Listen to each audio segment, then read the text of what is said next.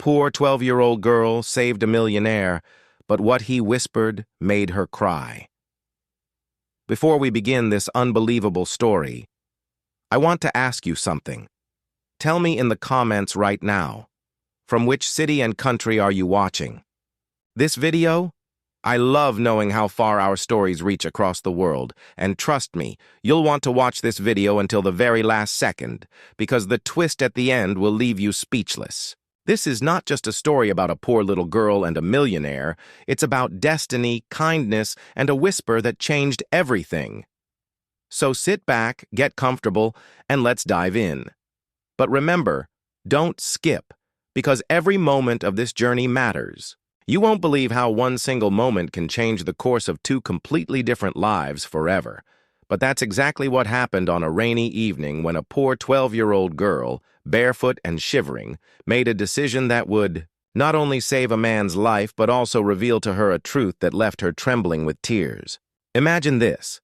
The busy city had slowed down because the rain had poured for hours without stopping, and the streets that were usually crowded with cars were now nearly empty, with puddles reflecting the dim orange glow of the street lamps. That girl, her name was Lily, stood by the corner of an old bakery where the smell of bread lingered, even though she knew she couldn't afford even a slice. She wrapped her thin arms around herself, her dress damp from the rain, her hair sticking to her forehead, but her eyes still carried a strength that most adults would struggle to hold on to. She was used to being invisible, just another poor child people passed by without noticing, but fate doesn't always keep people invisible forever. That night, as thunder rumbled in the sky, a sleek black car skidded on the wet road not far from where Lily was standing. She saw it happen in slow motion, the tires losing grip, the headlights blinding, the car spinning dangerously before crashing into a pole. In that split second, she didn't think of danger, didn't think of herself. She just ran. Her small feet splashed through the water as she hurried toward the wreckage. She could see through the shattered glass that a man, maybe in his late 50s, was slumped against the steering wheel, blood dripping from his forehead, barely conscious. People often tell stories about heroes being strong, trained, or wealthy, but Lily had none of that. Only a heart big enough to act when no one else was around. She tugged at the car door, but it wouldn't open. She screamed for help, her voice echoing in the empty street. But no one answered. She pushed again, her tiny hands slipping on the cold metal, until finally, with all the strength in her fragile body, she managed to force the door open enough to squeeze inside. The smell of gasoline filled the air, and fear struck her. But she remembered how her mother used to tell her, even the smallest hands can lift mountains if the heart behind them is brave. Those words carried her. She pulled at the man's arm, whispering, "Please, sir, don't give up, don't sleep." He groaned, his eyes fluttering, but she wouldn't let go. Inch by inch, she dragged him out of the car, scraping her knees. On the concrete, feeling her muscles ache in ways she had never felt before, but she kept going. Just as she pulled him clear, flames sparked under the hood of the car, the heat so intense it made her eyes water. She coughed, her chest burning, but she refused to stop until she had dragged him far enough away. When she finally collapsed beside him, her hands trembling, her chest heaving, she realized she had just saved someone who looked nothing like the world she came from. His suit, though torn and stained with blood, was clearly expensive. His wristwatch gleamed even in the rain, and his shoes cost more than her family earned in a year. If she still had a family to earn with. She didn't know who he was, not yet. But in that moment, she only saw a human being who needed her. She held his hand, whispering, "You're safe now. You're safe." And for the first time in a long while, she felt like she mattered. She didn't know then that the man she had saved was a millionaire whose life was built on boardrooms, luxury, and power. A man who had forgotten what it felt like to be vulnerable. Nor did she know that when he woke up, the words he would whisper to her would pierce her young heart so deeply that she would cry, not from sadness, but from the kind of emotion that shakes the soul. That night was only the beginning, and neither Lily nor the man could have imagined how their worlds were about to collide in a way that would change both of them forever. The rain refused to stop that night, as though the heavens themselves were, determined to wash the streets clean, and Lily sat there in the middle of it all, her frail arms still clutching the man's hand, while her thin frame shook with exhaustion. Her heart raced, every breath heavy, yet she didn't let go of him even when her small fingers turned numb from the cold. In her mind, she thought of the stories she used to hear when her parents were still alive. Stories of angels who came down in times of need, stories of ordinary people who did extraordinary things, and she wondered if perhaps she had just stepped into one of those stories without meaning to. The man groaned again, his lips moving slightly, and she leaned closer, her wet hair brushing against his arm, straining to hear. His voice was faint, broken, but she caught a whisper that sent a shiver down her spine. "Don't. Let me die." It was not the kind of plea she expected from someone who looked like he had everything the world could offer, but in that moment, stripped of wealth and power, he was just a man terrified of the darkness closing in. "I won't," she answered softly, even though she wasn't sure how she could possibly keep that promise. She didn't know first aid, didn't know if anyone was coming, didn't even know if she had the strength left in her small body to help any further, but she knew she couldn't abandon him. She pressed her tiny hands against the wound on his forehead, tears mixing with the rain as she whispered, "Please stay awake, please don't leave me." And then, as though fate was listening, she heard the distant wail of sirens, faint at first, but growing louder, cutting through the storm like a beacon. Relief washed over her, but she didn't move. She just held him tighter, whispering over and over that he was safe now.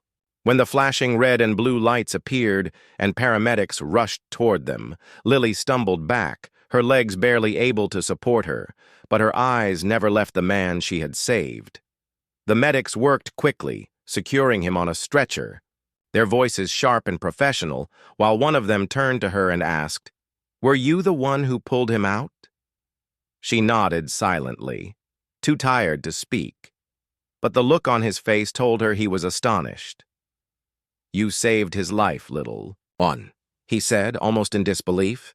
But before she could process it, they were loading the man into the ambulance. Something inside her told her not to leave yet, and so, though every step felt like a mountain, she followed them, slipping inside the ambulance at the very last moment. No one stopped her.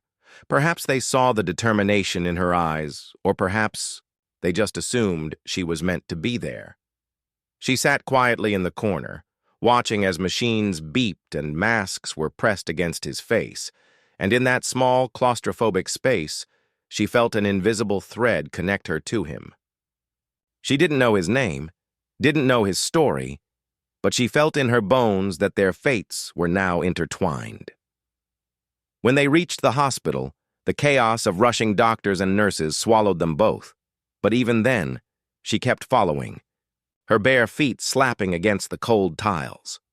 She stood outside the emergency room doors as they closed in her face, leaving her alone in the harsh fluorescent light of the corridor. She slid down against the wall, wrapping her arms around her knees, her body trembling not just from the cold, but from the weight of everything that had happened. Minutes stretched into hours, and still she waited, ignored by everyone who passed by, a little girl who looked like she belonged to the shadows rather than this pristine world of white coats and polished floors. Her eyes grew heavy, but she forced herself to stay awake, whispering prayers under her breath, not for herself, but for the man who had begged her not to let him die. Somewhere deep inside, she felt that his survival mattered, not just for him, but for reasons she couldn't yet understand. And then, just when she thought she could no longer keep her eyes open, the door to the emergency room opened, and a doctor stepped out. He looked surprised to see her still there, soaked and shivering. "You should go home, child," he said gently, but Lily shook her head. I don't have one, she whispered, her voice barely audible. The doctor hesitated, then sighed. He's alive for now. You gave him a chance. At those words, something inside her cracked open, a mix of relief and exhaustion so overwhelming that tears streamed down her face uncontrollably. She buried her head in her knees, sobbing quietly, not realizing that soon, when the man woke up, his first words would not be to the doctors or nurses, but to her, the little girl who had refused to let him die.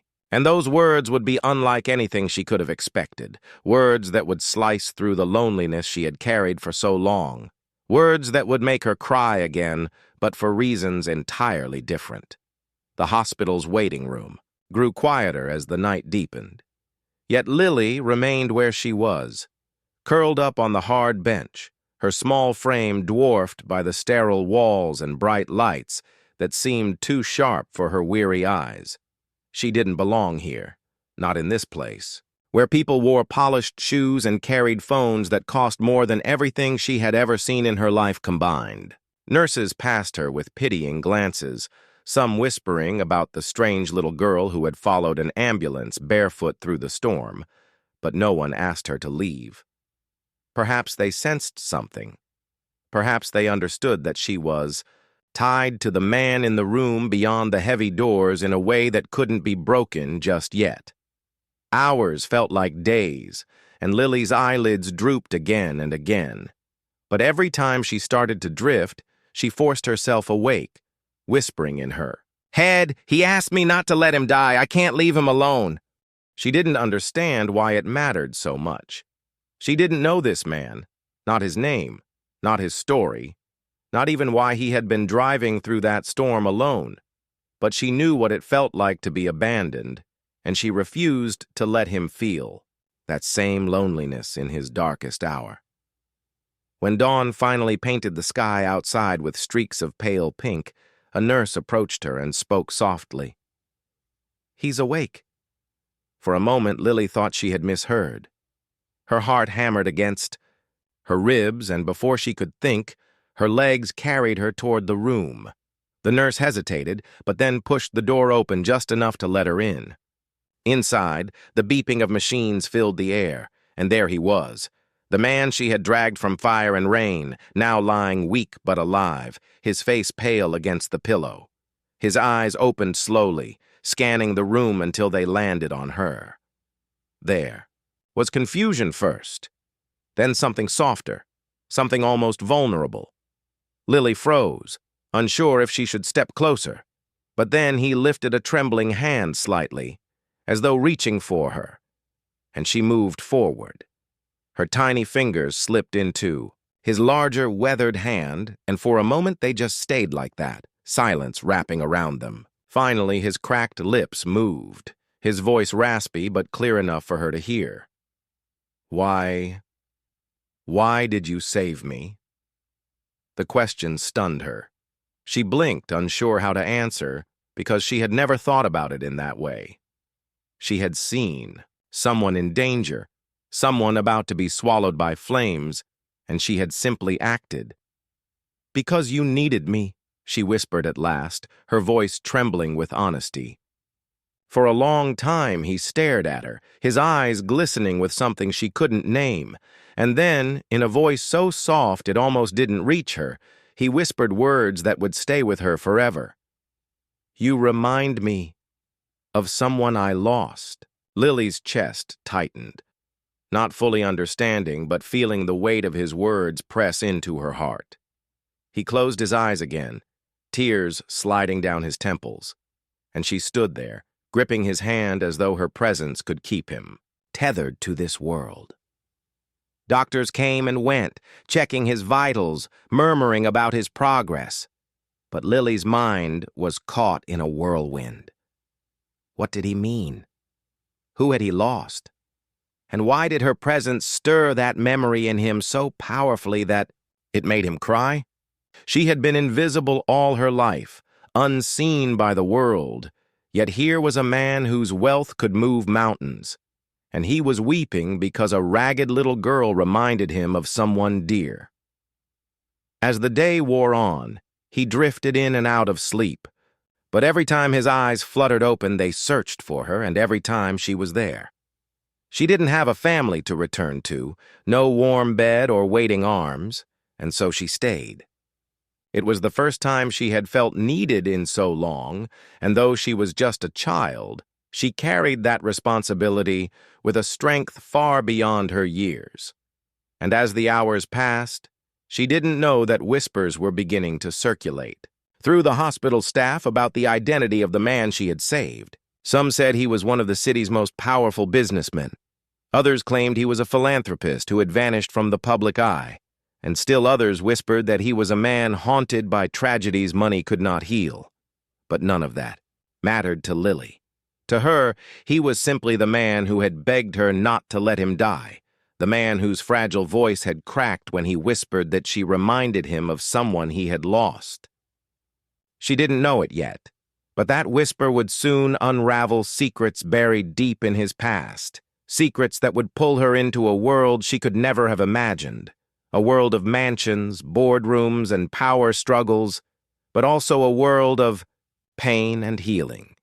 For now, all she knew was that her life had changed forever, and his had too. The following days blurred into one another, with Lily becoming an unspoken fixture in the man's hospital room. She didn't even know his name until she overheard one of the doctors speaking to a nurse, addressing him as Mr. Harrington. The name meant nothing to her at first, just a label for the man whose life she had pulled from fire. But the way the hospital staff whispered it with a mix of respect and awe told her there was more behind it. She sat quietly by his bedside most of the time, watching his chest rise and fall, listening to the rhythmic beep of the machines that seemed to mark the fragile thread between life and death. Sometimes he would wake and look at her, his eyes filled with questions he never quite voiced, and sometimes he would drift back into uneasy dreams, murmuring names she didn't recognize. One evening, as the golden glow of the setting sun filtered through the blinds, he turned to her with a clarity she hadn't seen before. "You should not be here," he said weakly, though there was no sharpness in his tone.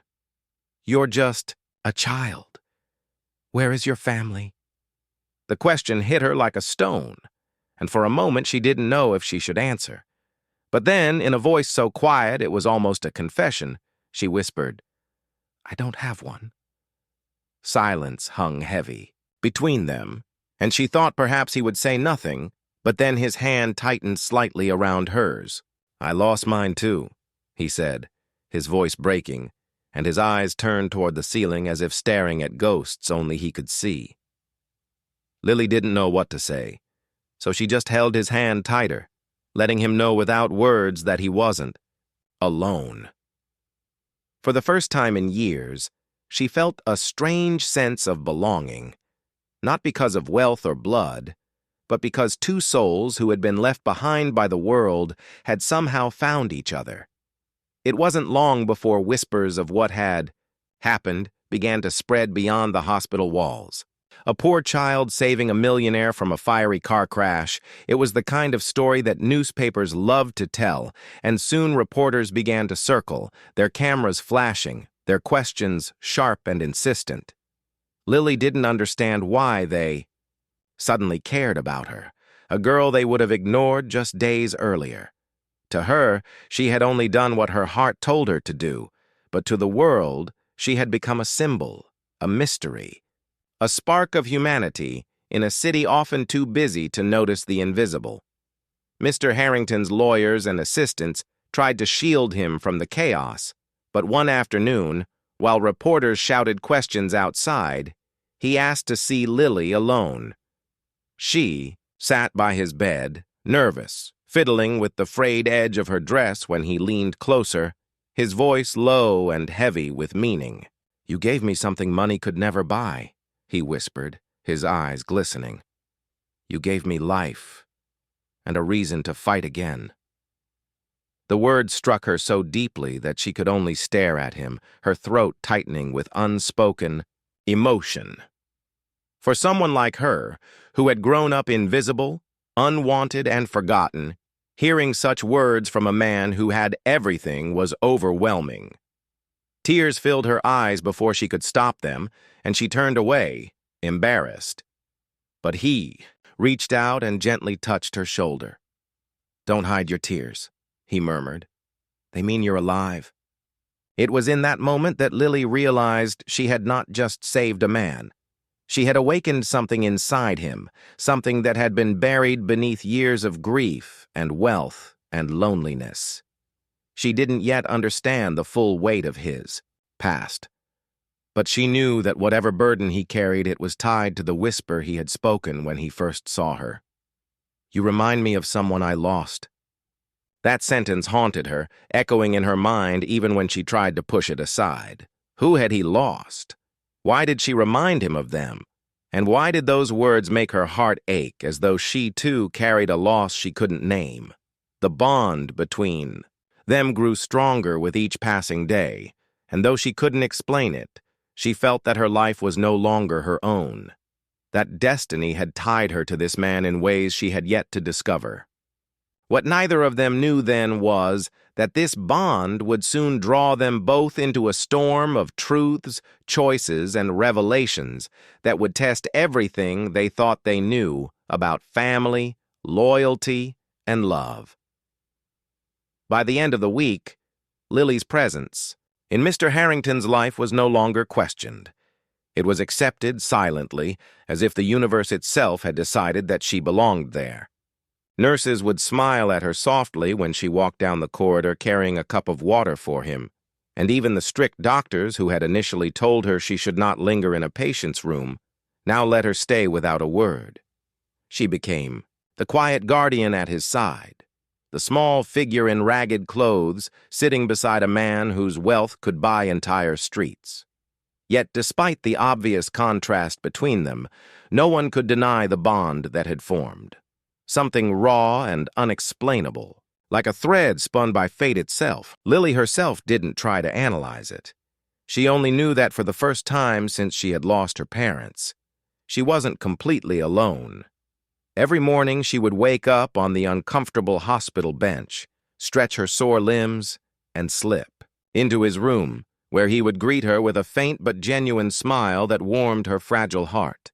And every night, before the nurses dimmed the lights, he would whisper something kind, sometimes a thank you, sometimes a memory, sometimes words that made her cry quietly after he fell asleep, because they reminded her of what she had never had, a father's gentle voice telling her she mattered. Mr. Harrington began to speak more as his strength returned. He told her things no reporter knew, things he hadn't shared even with the lawyers or doctors who hovered around him. He told her about his daughter, Anna. The way his eyes softened when he spoke her name told Lily everything she needed to know, that Anna had been the center of his world. She learned that Anna had been 12 years old, too, just like Lily when tragedy struck. A car accident had taken her away years ago, leaving Mr. Harrington broken, hollow, and drowning in grief. Lily sat still as he spoke, her small fingers twisting the hem of her dress, her throat tightening with emotions she couldn't describe. Suddenly, his first whisper made sense. "You remind me of someone I lost." He hadn't been speaking in riddles. He had seen in Lily the ghost of his daughter, the same innocence, the same wide eyes, perhaps even the same stubborn courage. Lily didn't know how to carry that weight, how to respond to a wound so deep, but she listened with all the compassion in her young heart. And when he cried softly, covering his face with his hands, she placed her palm over his, whispering, "I'm here." Those words, simple as they were, seemed to anchor him. Day by day, he began to change. The stern, untouchable millionaire people described outside these walls was nowhere to be found inside the hospital room. Here, he was just a grieving father rediscovering what it felt like to be needed, to be cared for, not because of money or power, but because of something pure. Lily, in her innocence, gave him what all his fortune could not, a second chance to feel alive. But with that gift came something he hadn't anticipated, a fear that grew quietly in his chest. What if she disappeared? What if this fragile child, this living reminder of his daughter, was taken from him too? That fear sharpened into resolve. One evening, when the hospital had quieted and the city outside glittered with lights, he called his lawyer to his room. Lily sat in the corner, not paying attention, tracing shapes on the tiled floor with her finger. But Mr. Harrington's voice, though weak, was steady when he said, "I want to change my will." The lawyer blinked in surprise but nodded, pulling out papers. "You want to leave everything to her?" he asked cautiously, glancing at Lily. "Not everything," Mr. Harrington murmured, "but enough. She saved me and she deserves more than the streets." Lily looked up, startled, confusion spreading across her face, but Mr. Harrington only smiled at her, his eyes soft. "You gave me life, Lily.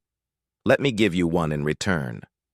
The words sank into her heart like sunlight piercing through clouds. For so long she had believed she was destined to be forgotten, another child swallowed by the city's indifference.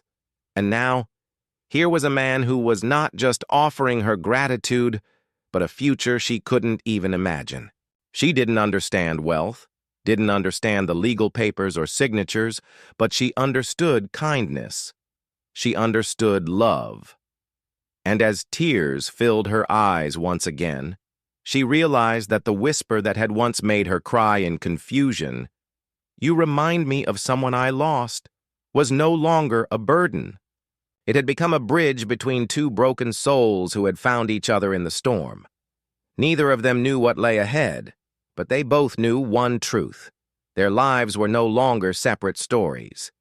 They had become one. The hospital, eventually, released Mr. Harrington, though not without stern instructions for rest and care. By then, Lily had become more than a visitor. She was his shadow, his comfort, his reason to rise each morning. And so, when the sleek black car arrived to take him back to the sprawling mansion that had stood empty since the death of his daughter, he did something no one expected. He held out his hand to Lily and said softly, "Come with me." She froze, staring at his outstretched palm as though it were a door into another world, a world she never imagined she could step into. For years she had wandered the streets, scrounging for scraps, sleeping beneath bridges, and dreaming of warmth she never found. And now, in front of her, was a man offering her not just shelter, but something far greater, belonging.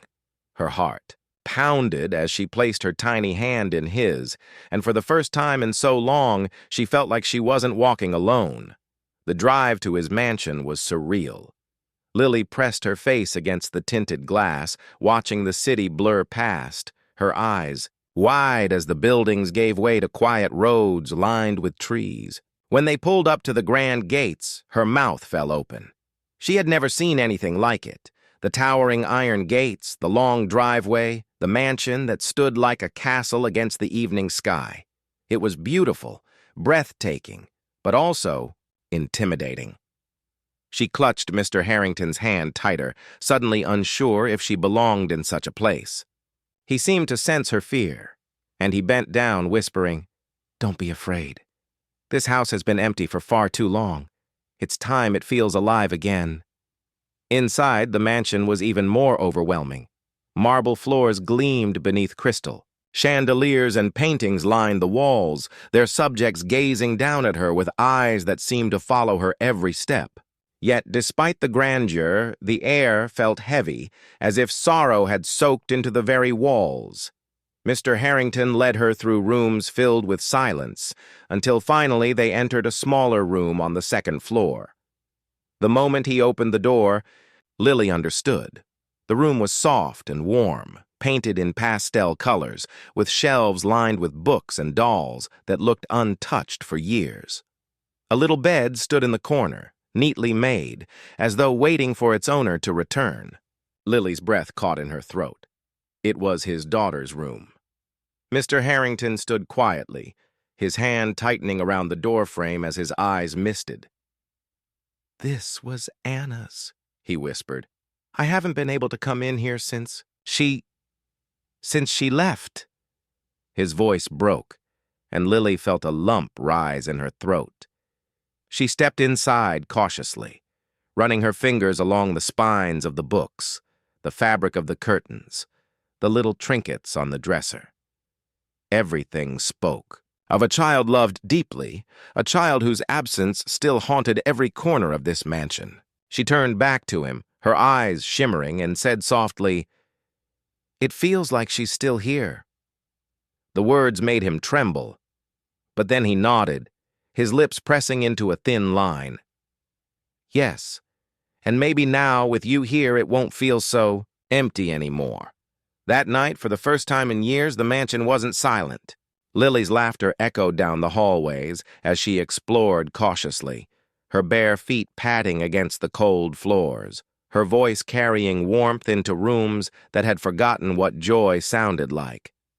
The maids, though initially startled by her presence, softened quickly when they saw how she clung to Mr. Harrington's side and how he, once known for his distant and guarded demeanor, now bent down to listen to every word she spoke. Something had changed in him, something visible even to those who had worked for him for decades.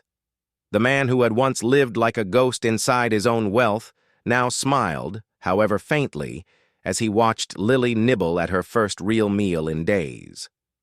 She ate slowly, as though afraid it might be taken away, and he quietly urged her to take more, his voice gentle.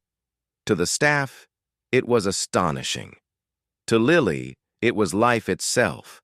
She had never known such kindness, and it wrapped around her like a blanket warmer than any fire. Yet, as she lay down that night in Anna's bed, staring up at the ceiling painted with tiny stars, tears spilled down her cheeks. Not tears of sorrow, but of something far more complicated, a mixture of gratitude, longing, and the aching awareness that she was stepping into a life that wasn't truly hers. Still, when Mr. Harrington came to the doorway, his voice low as he whispered, "Good night, Lily," she whispered back, "Good night." And in that moment, she allowed herself to believe she belonged. But deep down, both of them knew that this fragile happiness rested on a truth unspoken. Lily wasn't Anna, no matter how much she reminded him of her.